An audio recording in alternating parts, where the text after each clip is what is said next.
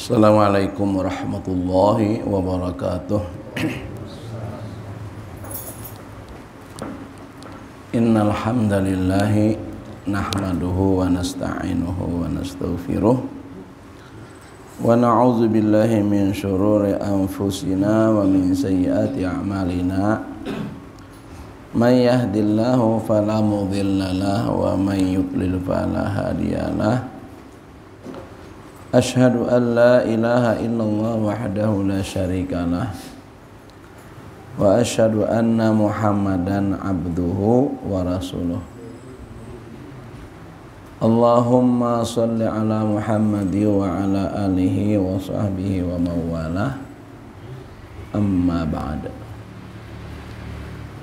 Faqala ta'ala fi kitabil karim, wa dzakir fa inna dzikra tanfa'ul mu'minin wa ma khalaqtul jinna wal insa illa liya'budun. Wa qala wa may yuti'illaha wa rasulahu faqad faza fawzan 'azima. Wa qala wa ma atakumur rasulu fakhuzuhu wa ma nahakum anhu fantahu. Wa qala Rasulullah sallallahu alaihi wasallam, may yuridillahu bihi khairan yufaqihu fid din.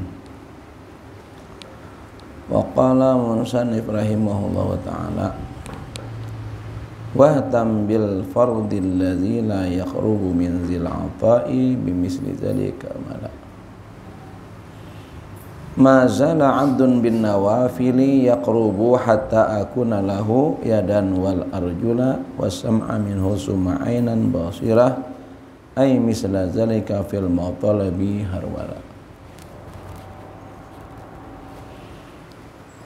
Al-mukarramun, para tokoh agama, tokoh masyarakat, pengurus musalla, pengelola majelis yang memuliakan, bapak-bapak, ibu-ibu, bapak-bapak saja, bapak-bapak sekalian yang Allah muliakan dan dirahmati Allah Subhanahu wa ta'ala.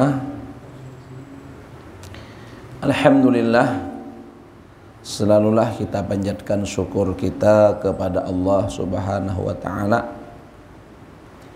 Kita diberikan nikmat hidayah sehingga kita memahami apa yang seyogianya kita lakukan. Saat ini, sejak menjelang terbenamnya matahari sampai sekarang, itu adalah peruntukannya ibadah yang ditetapkan oleh Allah Subhanahu wa ta'ala berupa sholat fardu maghrib yang kita kerjakan dengan sunnah Nabi SAW berjamaah. Dilanjutkan menunggu saat menjelang isya. Kita berada tetap di tempat ini. Maka bahasa orang hulu sungainya lah, ini nang ianya nih. Waktu yang Allah berikan kepada kita itu, inilah nang ianya. Kalaulah pian tadi gunakan waktu bekerja, ada yang di pasar, di toko, di kantor, di mana, itu sampingan aja itu. Karena keperluan dan kepentingan itu tadi hanya sebatas kita hidup di dunia. Sementara nindak yang kita sekarang berada di sini adalah peruntukannya dunia dan akhirat. Nah itu. Jadi waktu kita tuh justru ini yang ianya itu untuk ibadah. Allah yang katakan itu ya, wa ma khalaqtul jinna wal insa illa liya'budun. Jadi kalau sebagai hamba Allah yang telah berikan petunjuk dan kefahaman, justru dia mengatur waktu itu adalah mengutamakan taat, mengutamakan ibadah yang ditetapkan dan diperintahkan oleh Allah Subhanahu wa ta'ala. Dan Allah itu menetapkan bahwa inilah yang terbaik untuk hamba Allah. Ini yang terbaik, ibadah fokus utamanya. Nah, ketika kita bisa merasakan ini berarti adalah keberuntungan kita di dunia dan di akhirat. Bapak saudara sekalian yang Allah muliakan dan dirahmati Allah Subhanahu wa taala. Kenapa kita beribadah? Dan Allah menetapkan ada dengan ibadah wajib yang utama. Wajib itu mutlak, ya, mutlak yang memang itulah yang harus kita laksanakan. Mau tidak mau ya itu. Nah, jadi ibadah itu sebenarnya adalah untuk kepentingan kita, dalam rangka untuk taqarrub ilallah, untuk kita bisa dekat dengan Allah Subhanahu wa taala. Kenapa kita perlu dekat dengan Allah Subhanahu wa taala? Karena Allahus Samad. Allahus Samad. Allah tempat bergantung, bahkan bergantungnya semua makhluk, lebih-lebih kita manusia. Itu. Dan manusia pada kenyataannya, ya, pada kenyataannya, dan itu memang sudah kita rasakan, terbukti adalah la haula wala quwata. Tidak ada daya dan upaya, tidak ada kekuatan. Itu merupakan identitas manusia. Dhaif, lemah. Wa antumul fuqara. Kalian semua manusia adalah fakir. Tak punya apa-apa, tak kuasa apa-apa. Nah, mana buktinya? Mana buktinya? Kita semua mungkin banyak keinginan, banyak rundingan, banyak kehendak. Nah, kalau itu tak keluar memberi supan kadang-kadang. Cuma saya membatin hingga hati aja, ya tak? Macam-macam kalau kehendak.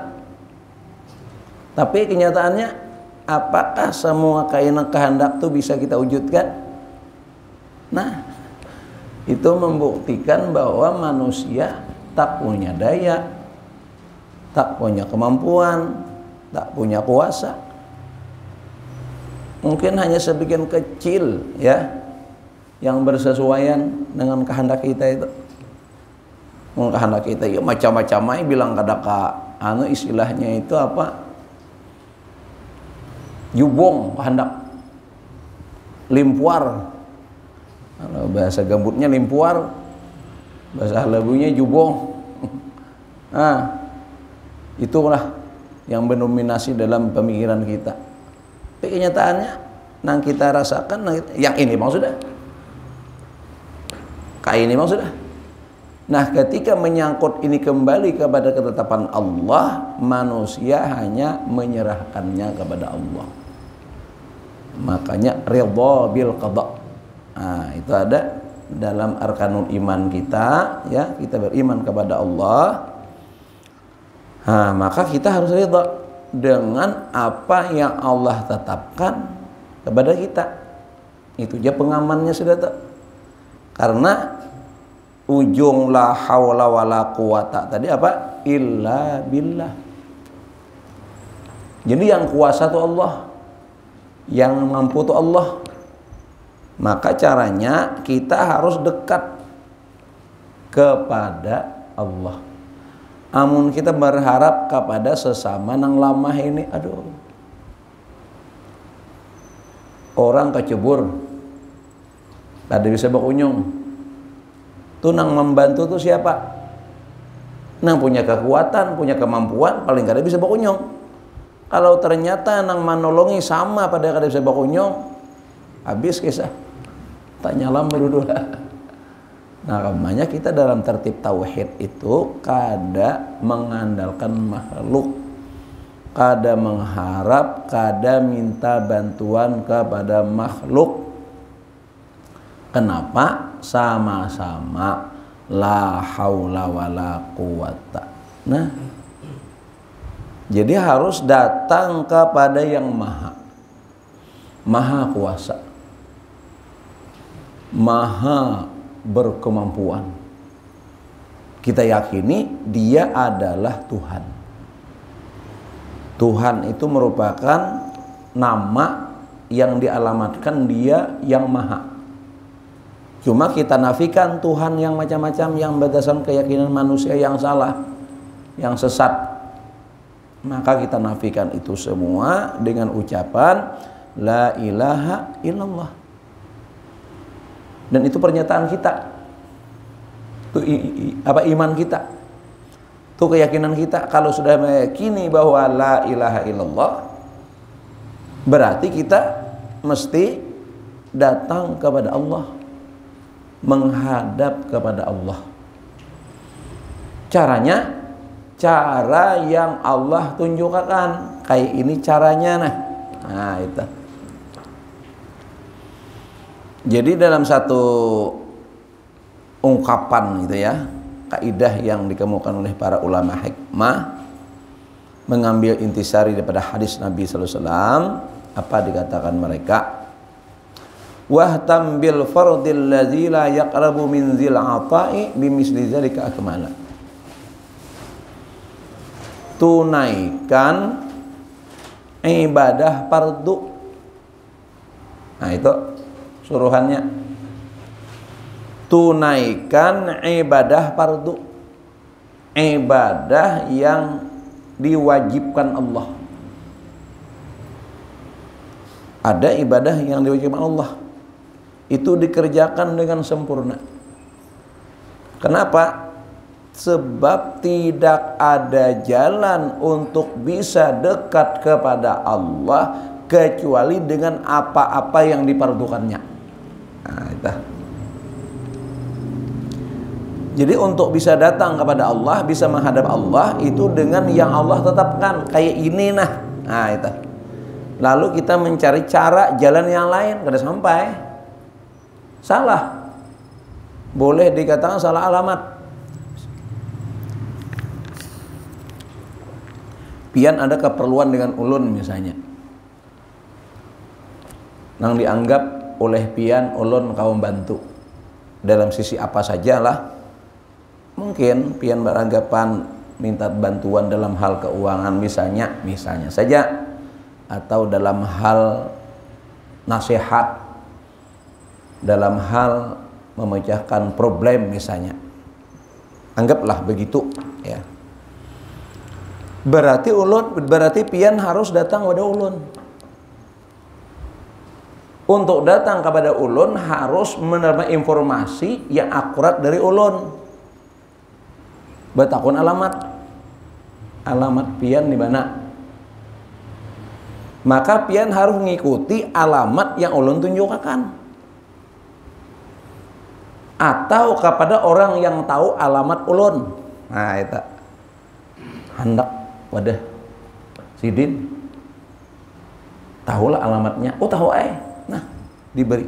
Maka pian harus ngikutin petunjuk di alamat itu. Bila pian kadang ngikutin itu hanya sekadar bahar lewat si Google, bisa layau. Google bisa melayawakan pian, hati-hati juga. Ulun pernah atau kayak itu tak? Apa semakin sunyi sama tak badang gelam soalnya. Anak keluar pada area bandara tuh nah. Bandara itu hanya dibangun, masih dibangun dan proses.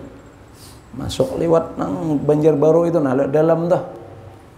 Anak keluar, buka si Google nih tadi. Suruhnya kasih itu kasih ini apa nih? Pina selesaiin tanah licak, tanah Habang.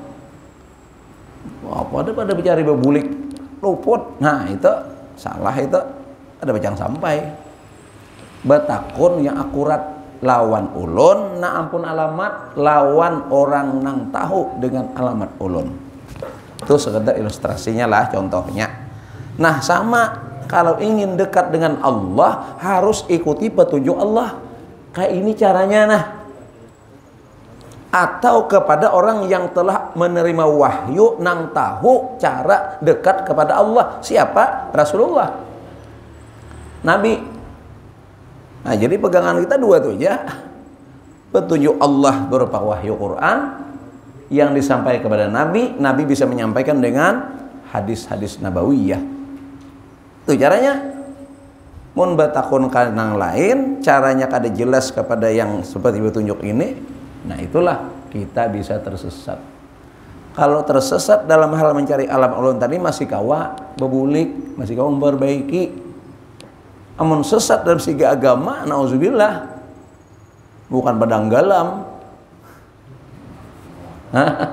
ilan nar, nauzubillah min zalik. Nah, itu. Jadi penting itu. Jadi sudah ditegaskan di sinilah. Jadi untuk satu-satunya jalan cara yang utama untuk bisa taqarrub ilallah dengan apa yang Allah fardukan, itu hakikat kewajiban ibadah yang Allah ingin tetapkan itu. Kita tadi sudah beriman. Apa pernyataan iman kita? La ilaha illallah. Itu merupakan ungkapan iman, perjanjian imaniyah kita, bahwa hanya Allah lah yang kita sembah, hanya meyakini Allah sebagai penguasa alam ini.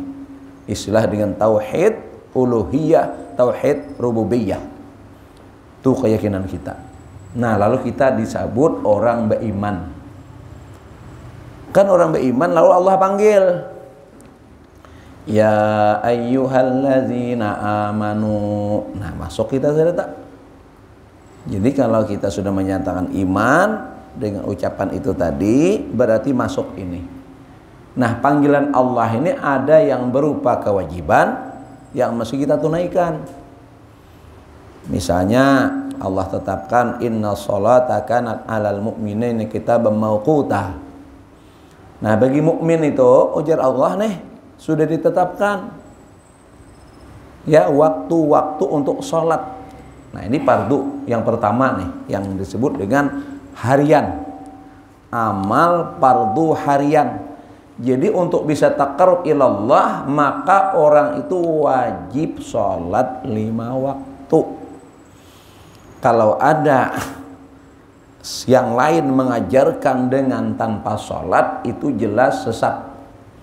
Tidak bisa, karena sudah ditetapkan dari kaidah yang kita pakailah ini sesuai yang mengambil intisari dari Quran Sunnah itu, bahwasanya tidak ada jalan untuk dekat kepada Allah, untuk taqarrub kepada Allah selain apa yang telah Allah fardukan.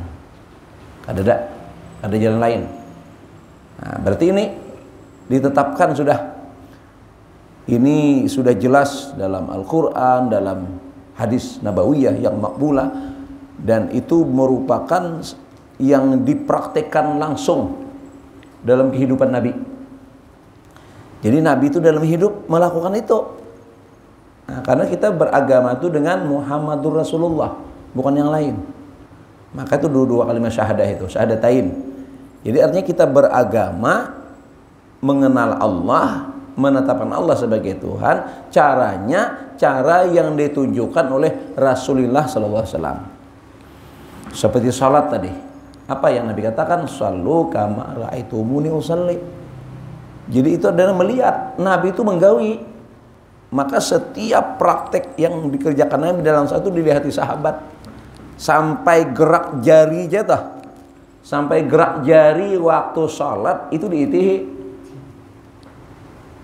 Muncullah hadis, muncul perdebatan gimana, kapan mengangkat jari, itu jadi pembahasan. Bayangkan hanya urusan jari. Karena ini adalah kepentingan dalam ibadah. Kita ini hanya mengambil contoh lah perkara bagaimana caranya kita itu lain lagi kajiannya, itu nanti fikih lah ke ibadah. Nah, itu kan mencontohkan bahwasanya urusan gerak jari aja tah jadi perhatian oleh sahabat, maka terjadilah periwayatan hadis gimana posisi Nabi ketika tangan Nabi ketika berdiri, ketika qiyam, ketika takbir, itu jadi pembahasan. Karena bahasa Nabi kama ra'aitumuni usalli, sebagaimana kalian lihat bagaimana aku mengerjakan sholat. Bahkan dalam beberapa peristiwa Nabi itu dalam riwayat itu sampai-sampai posisi itu selain rukuk dan sujud tuh naik ke atas mimbar untuk bisa dilihat dari saf belakang ketika Nabi masih tahap dalam pembelajaran. Jadi syariat salat itu masih awal-awal. Jadi posisi Nabi untuk bisa dilihat, disaksikan oleh para sahabat, semuanya bisa menyaksikan sampai Nabi berposisi di atas mimbar, kecuali ketika mau sujud beliau turun, gitu kan. Nah, mengatur saf saja Nabi itu bergerak begitu. Jadi betul diatur. Karena selain memang meluruskan secara benar dan menunjukkan beginilah praktek salat yang benar itu. Jadi Nabi itu meng-cross check gitu. Bahkan meriwayat itu sampai Nabi itu mengarahkan pedang begitu. Kalau menonjol dadanya kamu itu kena. Itu betul-betul lurus itu. Nah itu kalau praktek Nabi, kita sesekali boleh jaga itu gitu supaya membaguskan begini. Nah, jangan terubah lagi. Ya paling-paling ada komando kita kan dengan sufufakum itu. Jadi kalau ada yang datang mengajarkan, kalau dalam bahasa istilah Allah yarham Kiai Zain MZ itulah, kalaulah ada orang tuh datang dengan mengaku Syekhul Kabir kah, Al-Habib kah, dengan pakaian imamah serbannya segede apa kata beliau, dengan ujungnya nyengser tanah gitu kan, dengan jenggotnya yang sampai nyengser tanah ujar beliau, lalu menghilangkan keperduan atas salat, wajib kau tolak itu sesat. Wah itu tegas ya beliau, ujur itu. Apalagi yang seorangnya tampilannya ada jelas juga, gaya guru ada juga itu kan, tahu-tahu membawa ajaran. Dalam istilah bahasa orang Sunnah itu ilmu sabuko, ilmu taraub, lain tasawuf, ilmu taraub. Lalu menafikan yang namanya fardu, sudah tinggalkan.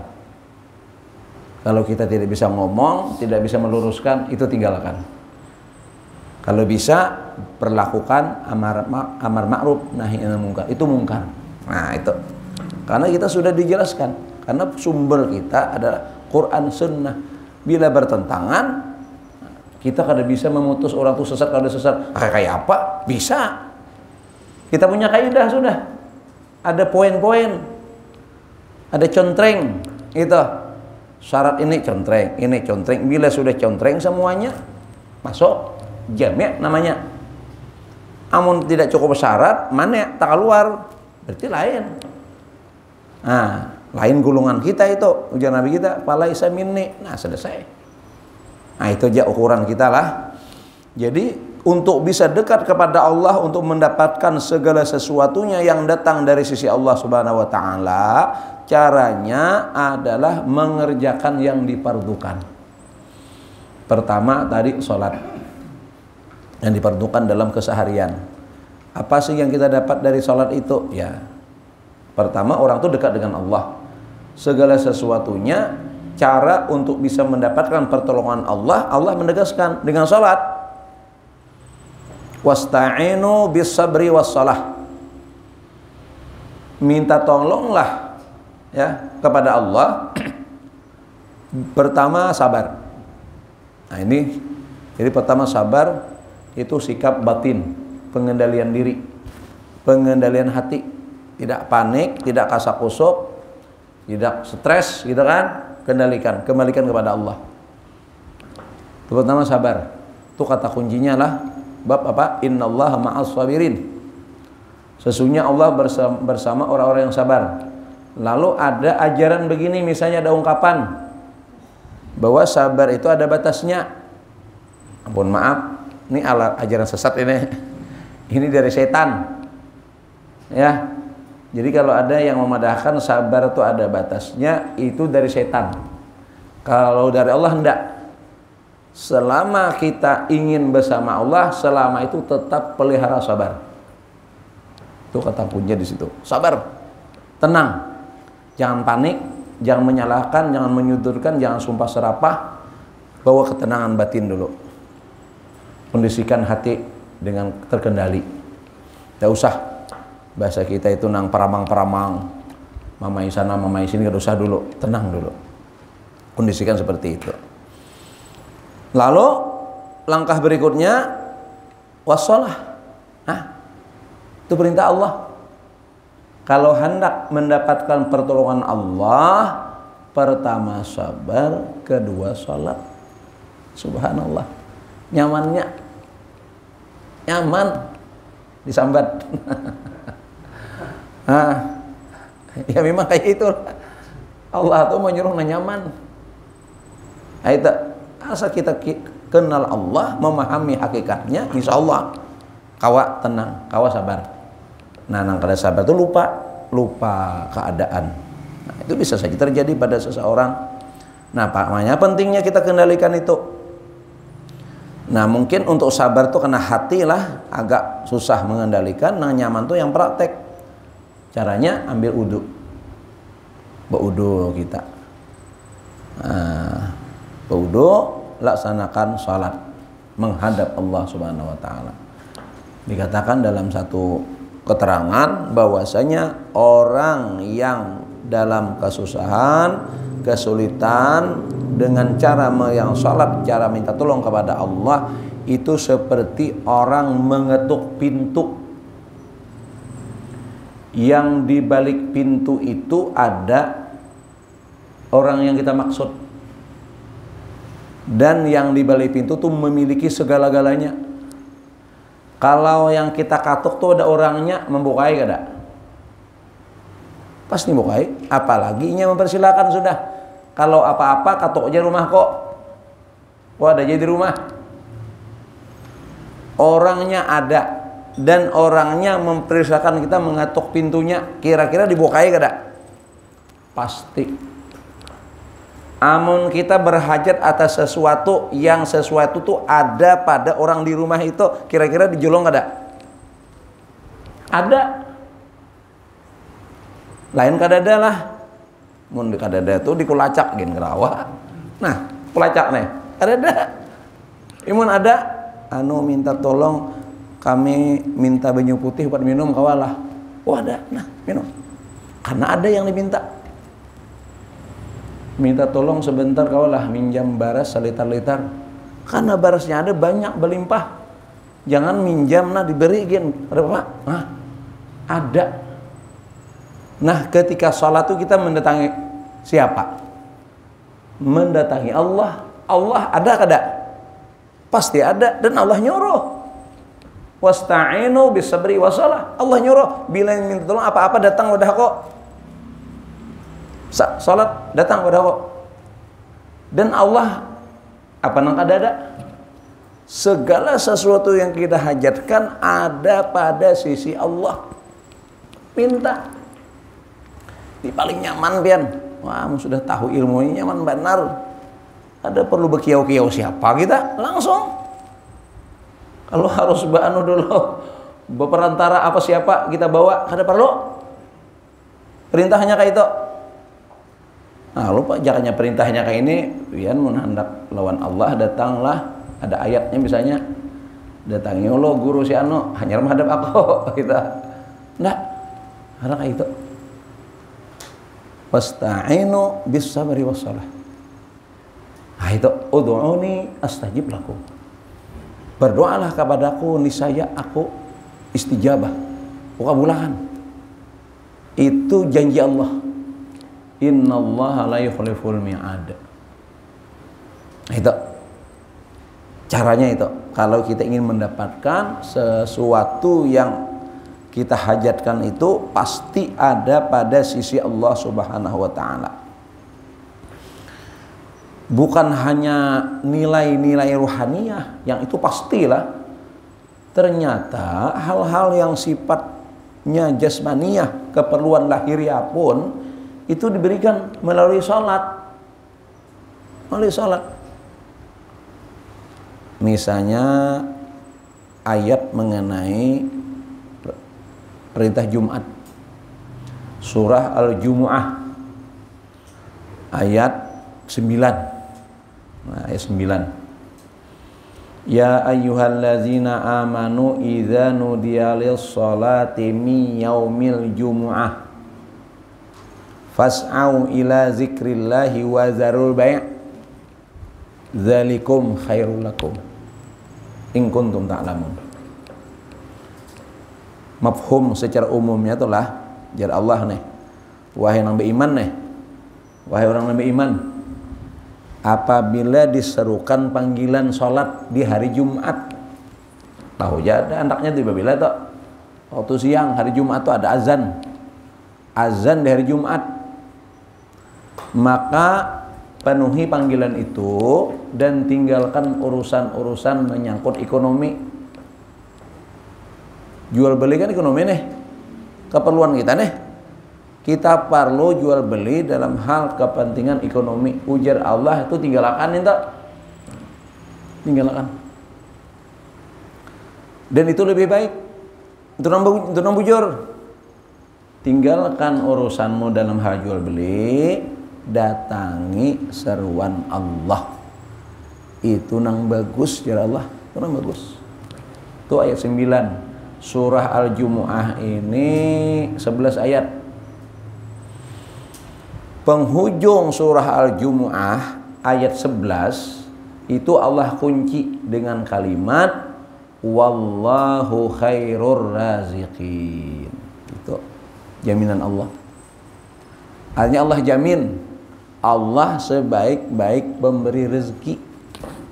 Apalagi berarti Jumat keparduan atas kita nih ya. Itu keparduan juga, tidak ada jalan untuk menemui Allah dalam hal urusan rezeki termasuk kecuali dengan yang Allah pardukan. Nah, itu Allah mempardukan Jumat.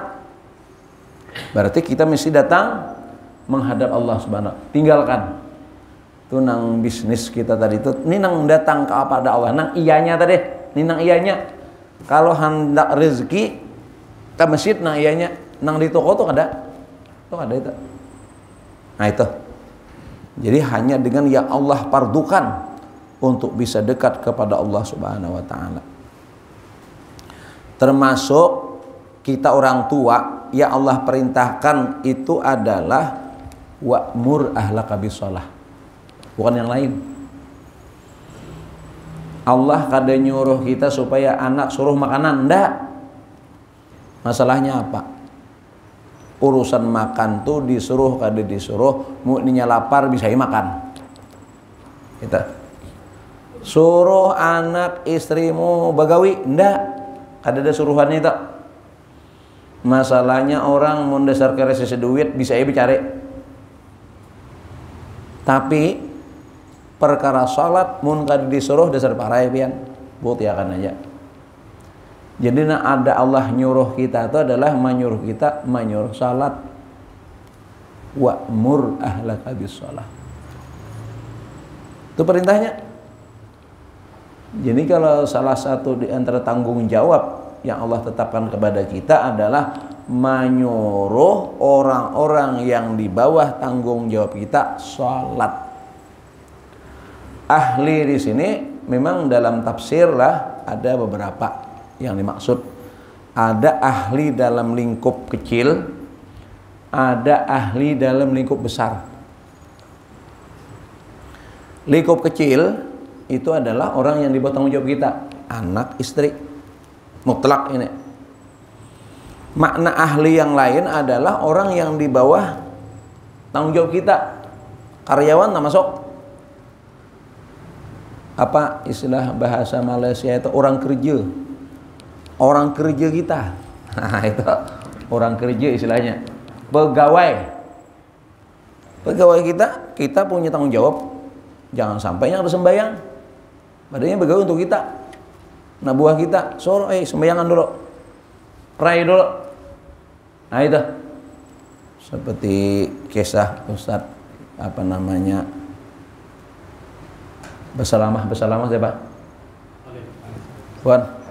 Khalid Basalamah kan punya karyawan tuh, beliau punya restoran. Itu anak buah beliau itu kalau sudah waktu jam sholat itu suruh salat. Nah itu Jangan sampai menghalangi kita. Justru dengan karena sibuk kerja dengan kita lalu sampai orang kada sembahyang, itu bahaya. Kita tanggung jawab kan atau? Nah, itu maknanya suruh ahli keluargamu tuh salat. La nasruka rizqa, kami kada meminta apa-apa. Sebelumnya wastabir alaiha, dan sabarlah dalam mengerjakannya. Makna pertama, sabar dalam menyuruh. Jadi caranya itu cara sabar. Jangan jangan bakarasan. Jadi prinsipnya dengan cara yang baik. Wastabir alaiha, dan bersabarlah dalam hal tersebut. Dan sabar dalam mengerjakan salat itu sendiri. Kami tidak meminta apa-apa dari yang kamu lakukan itu. Nah, jadi kan Allah ada marah apa-apa. Dengan sembahyang kita tuh ada kepentingannya untuk Allah. Nahnu narzuquka, jar Allah, kami yang kasih rezeki, kami jamin. Kalau orang tuh mau sembahyang, kami jamin. Itu bahasa anunya tak? Kami jamin rezekinya. Subhanallah. Untungnya kada rugi. Justru nang rugi itu perai sembahyang. Rugi itu karena jauh dengan Allah. Kita dekat dengan sumber rezeki. Nah itu. Wal aqibatu littaqwa, dan akibat yang baik hanya bagi orang yang bertakwa. Nah, jadi Allah berikan kebaikan kepada orang takwa, yakni orang yang menurut, yang maasi dengan yang Allah perintahkan. Nah, itu. Ada harian tadi. Ada tahunan. Tahunan itu adalah Al-Baqarah 183. Kembali ya ayyuhallazina amanu. Ya ayyuhalladzina amanu kutiba alaikumusiyam. Nah, itu pulang keparduan pulang tuh wajib atas kita untuk melaksanakan puasa di bulan Ramadan. Artinya kalau ada nang kada mewajibakan berarti lain jalan. Berarti itu sesat itu, dan dia tidak akan ketemu Allah. Salah alamat. Jadi kalau hendak bertemu Allah, liqa'illah dalam keadaan diridhoinya, makanya doa-doa yang mengiringi Ramadan itu kan minta ridha. Allahumma inni as'aluka ridhaka wal jannah. Kita ingin ridha. Nah, diperbanyak doa itu terutama di bulan Ramadan mengiringi ibadah puasa, menunjukkan bahwa puasa itu jalan untuk mendapatkan ridha. Karena dia wajib hukumnya. Nah, ini mutlak. Nang dua macam nih mutlak. Selain syahadatain sebagai pintu Islam sudahlah, maka puasa dan sholat itu mutlak. Jadi artinya rukhsahnya itu palingan boleh perai tapi wajib diganti. Ya puasa tuh. Nah, tapi yang dua berikutnya keparduan itu kayak pakai prasyarat. Kayak wajib zakat itu ada syaratnya. Mun orang kada cukup syarat kada wajib zakat. Tidak apa-apa, haji sama. Nah, jadi ini adalah merupakan kewajiban-kewajiban, keparduan-keparduan untuk cara bisa dekat kepada Allah. Jadi semakin sempurna kewajiban itu kita lakukan, itu kita semakin dekat dengan Allah Subhanahu wa taala. Nah, ternyata kita tidak cukup dengan yang fardu bagi hamba-hamba nih yang ingin kasih, ingin sayangnya Allah. Mazala abdun bin nawafil yaqrubu hatta akuna lahu yadan wal arjula ila akhirih. Dikatakan di sini dalam hadis itu senantiasa hamba Allah ini mengerjakan yang sunnah, maka aku cinta kepadanya. Jadi disayang Allah nih, disayang Allah. Maka kita sebenarnya tidak cukup dengan fardu itu saja. Seperti kita makan, wajib makan tuh berapa kita? Kalau kita di Indonesia ini biasa 3 kali sehari. Atau orang di pondok-pondok pesantren itu ada 2 kali sehari aja. Nah itu kan, itu nang wajibnya. Ternyata kita juga memerlukan nang sunatnya. Pagi sebelum sarapan qabliyah dulu untuk 2. teh segelas. Nah, itu kabliatan itu. Tuntung makan, sarapan, selesai. Jam 10, tengah 11, nah pulang. Kelenteng-kelenteng pulang. Ngopi. Ngopi aja. Nah, di WA diperingatkan. Di grup-grup kawan-kawan ngopi pulang. Nah, siang makan, menjelang imbah asar, menjelang malam ya pulang, martabak pulang, terang bulan, bon, pisang goreng, pakai sunnah kalau tak. Malam makan, karena tengah malam menghobi pulang. Subhanallah, ternyata fisik kita aja perlu, rohaniah sama kada cukup nang fardu, maka kerjakan nang sunnah. Inilah identitas seorang hamba Allah. Bila kadang itu lain hamba Allah Subhanahu wa taala, dia lebih kepada nafsu. Nauzubillah min zalik. Nah, ini menegaskan kembali walaupun sifatnya sebagian kita ada pengulangan-pengulangan, karena itulah sifat tazkirah, sifat muzakarah adalah mengingatkan kembali ya apa yang seyogianya berlaku dengan kehidupan kita sebagai hamba Allah Subhanahu wa taala yang masih dekat kepada Allah Subhanahu wa taala. Terima kasih atas waktu dan perhatian. Mohon maaf dengan kesalahan dan kekurangan. Kepada Allah sama-sama memohon ampunan. Subhanakallahumma wa bihamdika asyhadu an la ilaha illa anta astaghfiruka wa atubu ilaik. Assalamualaikum warahmatullahi wabarakatuh.